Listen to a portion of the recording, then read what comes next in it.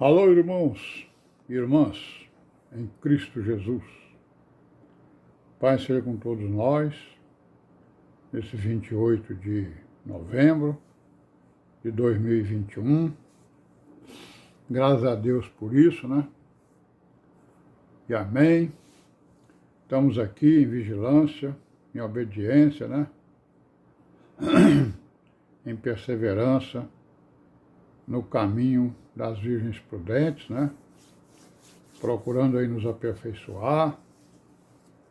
No caso aqui específico, procurando nos informar, né, acerca daquelas heresias que apareceram lá no começo da igreja, né? Apareceram na igreja, porque na verdade elas já existiam no mundo, né? Então aquelas pessoas que defendiam aquelas teorias estavam vindo para a igreja, né? Aí estava trazendo as suas, né, os seus entendimentos para dentro da igreja, para dentro do entendimento apostólico, né? É isso que nós estamos vendo, né? E a gente vai ver então que essas doutrinas, né, esses pensamentos, eles ultrapassaram os séculos, né? E hoje eles estão aí também, direto. Por isso é que cada religião tem uma doutrina, né? Diferente da outra, embora esteja falando em Jesus Cristo, né? Pois é, isso é que nós estamos vendo. Nós não estamos vendo aqui filosofias ou teologias ou teorias por simples diletantismo da nossa parte. Não é isso. Nós estamos fazendo uma revisão, né, dessas leituras para a gente poder identificar as heresias que tem por aí. Para a gente não ir, né, para a gente não ser enganado, né, para a gente não ir atrás, digamos assim, para não ser enganado por qualquer vento de doutrina. Porque os ventos estão aí, né, nas internet, nos livros, né, em todos os meios de comunicação, toda hora a gente vê pessoas, né, falando coisas que, se você for analisar, está ali no espiritismo, né, está ali no gnosticismo, está ali no tal, assim, enfim. Tem por trás uma teoria, né, ou uma filosofia dessas que nós estamos vendo aí, vamos ver. Então nós estamos vendo aí a teoria, né, do tal do gnosticismo, que foi combatido pelo Irineu, né, que foi um bispo da igreja, né, um bispo da cidade de Lyon, lá na França, por volta do ano, né, 180, 200, e nós vimos que eles veem Jesus Cristo em 4 dimensões, né? Então isso aí é aquilo que a gente viu lá, né? Não sei se os irmãos se lembram, que eu falei no último, ontem, né? Falei numa palavra chamada tétrada. Então essa tétrada é a coisa fundamental da filosofia de um filósofo chamado Pitágoras, que era o fundamento dos ensinamentos da gnose, dos gnosticistas, né? Então o Pitágoras, ele fundou uma escola para ele tem uma escola, né? Uma escola filosófica, e o termo fundamental dele é a tétrada. E o que é isso? Tétrada são 4 números, né? Os 4 primeiros números, 1, 2, 3 e 4. Ou seja, então, o Pitágoras ele lidava com a numerologia, né? Foi um dos fundadores, digamos assim, né, da numerologia. Ou, se não foi fundador, foi um grande aprofundador dela, né? Então essa tétrada foi uma criação dele, da teoria dele. Então tudo ele via 4 coisas, né, importantes. Conforme a gente viu, né, até em Jesus Cristo ele viu 4 dimensões, né? Que é o que? Ele viu a parte espiritual, né, de Jesus Cristo. Aí ele viu uma parte lá que ele chama de Acamote. Eu vou ver o que é isso, eu não sei o que é isso.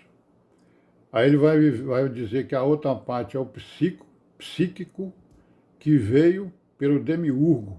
Demiurgo, como nós vimos, É o nome que o Deus de Israel recebeu, né, dessa própria teoria. Demiurgo é uma palavra que significa o quê? É o artífice, né, do mundo, o construtor do mundo, né? E ele viu também uma outra parte em Jesus Cristo, que é o econômico, o organizado, né? É com arte inefável e, ao mesmo tempo, salvador. Que nós vimos que ele disse que ele desceu como uma pomba no batismo. Quer dizer, no batismo de João, ele diz aqui que a pomba que apareceu lá era Jesus Cristo. Né? Negando, né, o próprio Jesus, porque Jesus estava ali, né? Batismo de João não, batismo de Jesus, desculpa. No batismo de Jesus Cristo. Então, essa tétrada ela está em toda a filosofia do Pitágoras, né? O que é essa tétrada? É uma, conforme nós vimos, são os números, né? É uma ideia matemática, né? A filosofia do Pitágoras se baseava na matemática, né? E na mística, né? Certo? Então é uma ideia matemática e um símbolo metafísico. Metafísico, quer dizer, além da física, né? Mais do que a física. E ele diz que essa ideia de tétrada, né, contém os mistérios divinos, né, essa é a teoria dele. O princípio ou a criação do mundo, a harmonia do cosmos e o acesso ao divino. Então, o acesso ao divino é a mística, né, a metafísica, não é isso? As pessoas falam com o divino, né? Não é isso? Então não tinha lá as pessoas que defendiam o gnosticismo, que tinha sua mística própria, como diziam eles. O que era isso? Que eles se comunicavam, eles mesmos se comunicavam com Deus, não precisavam de outras pessoas para, né, se comunicar e comunicar para eles, né? Muitas civilizações primitivas, né, partilharam a numerologia. Então a numerologia era a base da ciência pitagórica e se tornou a base do gnosticismo, né? Então a numerologia. Os que seguiam Pitágoras, né, que criou essa tal de tétrada, basearam nela a sua filosofia e o modo de vida também, né? Os números, aí ele diz o quê? Olha aqui o que ele diz, ó, que os números, eles nasceram da tensão eterna entre o limitado e o ilimitado. Possuem força ordenadora. Então, para eles, os números era praticamente um deus, né? Uns deuses, né? Então, os que seguiam Pitágoras distinguiram, né, que eles distinguiram 11 tétradas no mundo. 11 tétradas. Certo? A primeira delas é o quê? A primeira delas é a fundamental, né? Que é o quê? São os números de 1 a 4, os 4 primeiros números, 1, 2, 3 e 4, certo? Aí nós vamos ver aqui uns exemplos aqui, né? A primeira é essa aí, a terceira é o ponto, a reta, o círculo, a superfície plana, a superfície curva, o sólido curvo, o sólido plano, né? Representado também por número. O 1 representa o ponto, né? O 2 representa a reta, o 3 representa o círculo e o 4 representa a superfície plana, né? E assim vai, a superfície curva é outro número, o sólido é outro e assim vai, certo? A quarta tétrada são os elementos fogo, o 1 representa o fogo, o 2 representa o ar, o 3 a água, a 4 a terra. E assim vai, né? A sétima é o homem, a família, o burgo e a cidade. Tudo 1, 2, 3, 4.